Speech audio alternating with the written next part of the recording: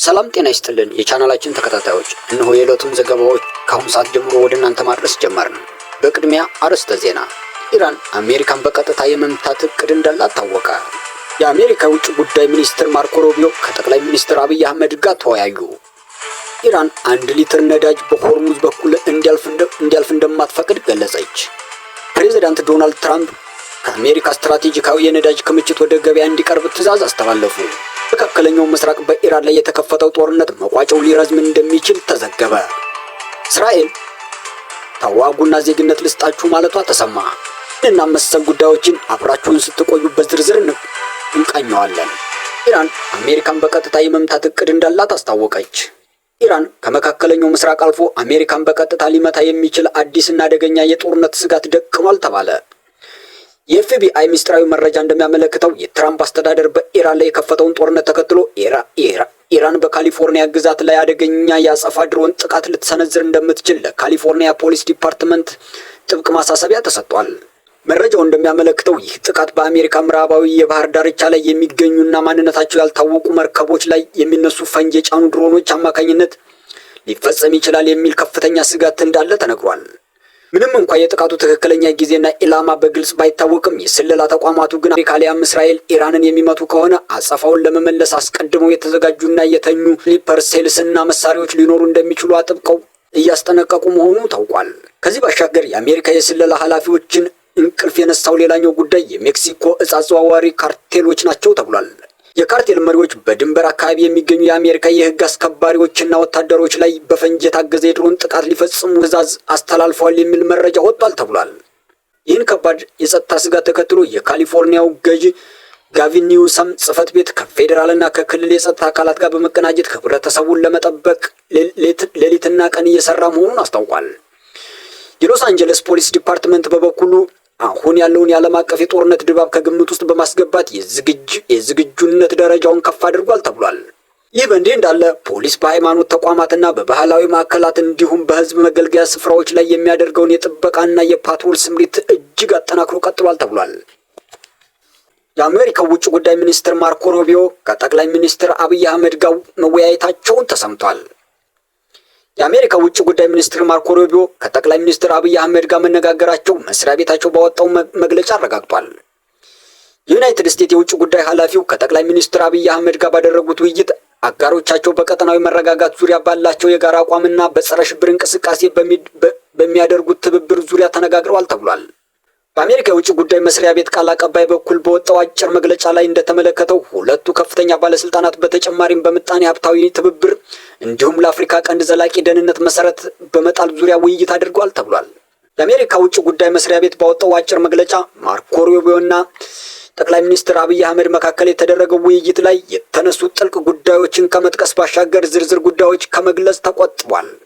ከውጭ ጉዳይ ሚኒስትሩ ጋር የተደረገውን ንግግር በተመለከተ ከጠቅላይ ሚኒስትር አብይ አህመድ ጽሕፈት ቤት በኩል እስካሁን በይፋ የተገለጸ ነገርም የለም ተብሏል።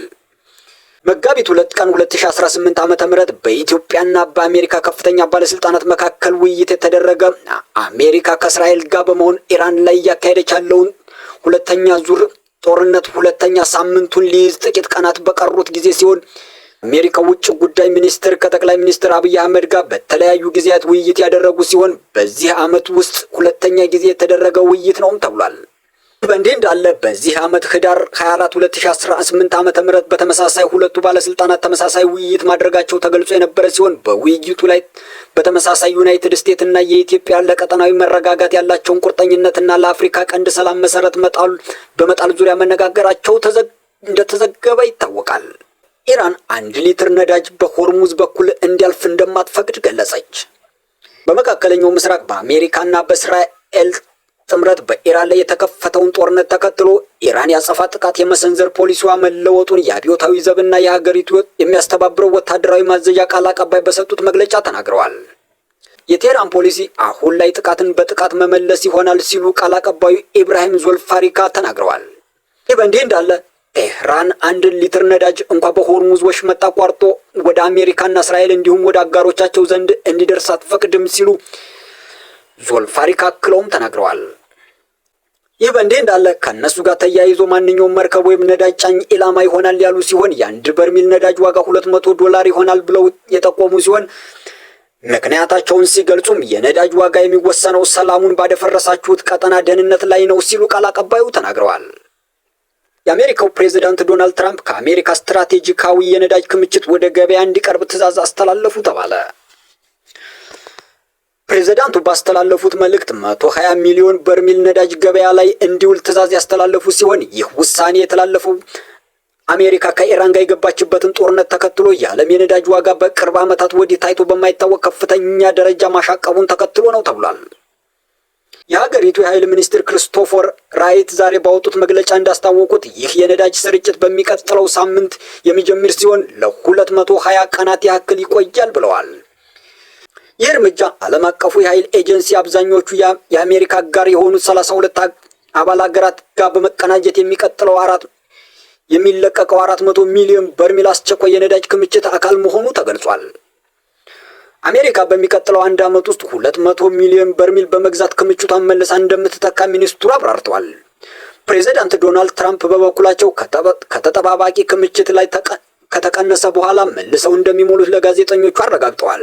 የኃይል ሚኒስትሩ አክለውም ኢራንና አሸባሪ ተላላኪዎቿ ባለፉት 47 ዓመታት አሜሪካውያንን ለመግደል ሲያሴሩ መቆየታቸውን አስታውሰው የአሜሪካና አጋሮቿን የኃይል ደህንነት በተደጋጋሚ ሲያስፈራሩ የቆዩባቸው ቀናት በፕሬዝዳንት ዶናልድ ትራምፕ አመራር ያበቁ መሆኑን በጠንካራ ቃላት ገልጸዋል። ከአሜሪካና እስራኤል ወታደራዊ ጥቃት ወዲህ የዓለም የነዳጅ አቅርቦት ይስተጓጎላል በሚል ከፍተኛ ስጋት ዋጋው ሰማይ ነክቷል የተባለ ሲሆን በተለይም ከኢራንና አረብ ግብረገብ መካከል የሚገኘውና የዓለምን 20% አሊያም በቀን 15 ሚሊዮን በርሜል የነዳጅ ንግድ የሚያስተናግደው የሆርሙዝ የባህር መስመር በመርከቦች ላይ ጥቃት ሊሰነዘር ይችላል የሚል ፍራቻ የንግድ እንቅስቃሴው ሙሉ በሙሉ በሚባል ደረጃ ቆሟል ተብሏል። ፕሬዝዳንት ዶናልድ ትራምፕ ይህን የቆመ የባህር ላይ ትራፊክ ለማስጀመር ለነዳጅ ጫኝ መርከቦች የመድን ዋስትና እንደሚሰጡ ቃል የገቡ ሲሆን ኢራን መስመሩን ለመዝጋት ከሞከረች ከባድ ወታደራዊ እርምጃ እንደሚደርስባት አስጠንቅቀዋል። ኢራን በበኩሏ በባህር መስመሩ ላይ ፈንጆችን ልታጠምድ እንደምትችል ፍንጭ መስጠቷን ተከትሎ ትራምፕ ከዚህ ቀደም ታይቶ የማይታወቅ ወታደራዊ አጸፋ እንደሚሰጡ የዛቱ ሲሆን መስመሩን በኃይል በቁጥጥራቸው ስር ለማድረግ እያሰቡ መሆኑን አስታውቋል። ምንም እንኳ ይህን የተጠባባቂ ነዳጅ ክምችት ወደ ገበያ መውጣት የዋጋ ንረቱን ለማረጋጋት እንደ አንድ አማራጭ ቢታሰብም ባለሙያዎች ግን እርምጃው ዘላቂ መፍትሄን እንደማያመጣ ተናግረዋል። በመካከለኛው ምስራቅ በኢራን ላይ የተከፈተው ጦርነት መቋጫው ሊረዝም ይችላል ተባለ። የትራምፕ አስተዳደር በኢራን ላይ የከፈተውን ጦርነት በአጭር ጊዜ ውስጥ በድል ይጠናቀቃል የሚል ከፍተኛ ግምት ቢኖረውም አሁን ላይ ግን ጦርነቱ እጅግ የተወሳሰበና ረጅም እየሆነ መምጣቱም የኒውዮርክ ታይምስ የአውሮፓ ዋና ዲፕሎማሲ ዘጋቢ ስቴቨን ኤርላንገር ገልጸዋል። ዘጋቢው በሰጡት ቃል ከፍተኛ ወታደራዊ ባለስልጣን ጦርነቱ ከባድና የተጓተተ ሊሆን እንደሚችል ለዋይት ሀውስ አስቀድመው አስጠንቅቀው እንደነበርም ገልጸዋል። ኤርላንገር ጉዳዩን ሲያብራሩ የጦር ኃይሎች አዛዥ የሆኑት ጀነራል ኪን ይህን ጦርነት እጅግ ከባድና ረጅም በመሆን የአሜሪካንን የሚሳይል መከላከል ክምችት ሊፈትን እንደሚችል ለፕሬዝዳንት ዶናልድ ትራምፕ በጥብቅ ማስጠንቀቂያ መስጠታቸውን ገልጸው ነበር ብለዋል። ይሁን እንጂ አስተዳደሩ ጦርነቱ አጭር ይሆናል የሚል እምነት እንደነበራቸውና ይህን ያህል ይረዝማል ብሎ እንዳልተጠበቀ ዘጋቢው አክለው ገልጸዋል። ኤርላንገር እንዳስረዱት የአሜሪካ መንግስት የሆርሙዝ የባህር መስመር ሊዘጋ ይችላል ብሎ በበቂ ሁኔታ አላሰበበትም። ይልቁንም ጦርነቱ የኢራንን አመራር በፍጥነት በማዳከም በሩን ለድርድር ክፍት ያደርጋል የሚል ግምት ወስዶ ሊሆን ይችላል ብለዋል። በተያያዘ የጦርነት ዙሪያ የእስራኤል ጤና ጥበቃ ሚኒስቴር ባለፉት 24 ሰዓታት ውስጥ ብቻ 179 ሰዎች መቁሰላቸውን ያስታወቀ ሲሆን አብዛኞቹ ቀላል ጉዳት የደረሰባቸው መሆኑን አብራርቷል። ይህንንም ተከትሎ ጦርነቱ ከጀመረ ጊዜ አንስቶ በእስራኤል በኩል የቆሰሉ ሰዎች አጠቃላይ በቁጥር 2745 መድረሱን ሚኒስትሩ ባወጣው መግለጫ አረጋግጧል። እስራኤል ተዋጉና ዜግነት ልስጣችሁ ማለቷ ተሰምቷል። የእስራኤል የመከላከያ ሚኒስትር በአገሪቱ የሚገኙ አፍሪካውያን ጥገኝነት ጠያቂዎች በጋዛ ጦርነት እንዲሳተፉና በምላሹ ቋሚ የመኖሪያ ፈቃድ እንዲያገኙ ጥሪ ያቀረበላቸው መሆኑን ታዋቂው የእስራኤል ጋዜጣ ሃርቴዝ ዘገበ። እንደ ዘገባው ከሆነ ይህ ምልመላ ዘመቻ ያተኮረው በዋነኝነት ለዓመታት የመኖሪያ ፈቃድ ጥያቄያቸውን ምላሽ ሳያገኙ የቆዩ የኤርትራና የሱዳን ስደተኞች ላይ ነው ብሏል። የደህንነት ባለስልጣናቱ ለህይወታቸው አስጊ በሆኑ የጦር ግንባሮች እንዲሰማሩ ለሚስማሙ ስደተኞች በመንግስት ህጋዊ የመኖሪያ ፈቃድ እንደሚሰጣቸው ቃል ተገብቶላቸዋል ብሏል። በእስራኤል ጊዜያዊ ፈቃድ ሲኖሩ የቆዩ ስደተኞች በጦርነቱ በመሳተፍ የቋሚ ኗሪነት መብት እንዲያገኙ እድል መስጠቱ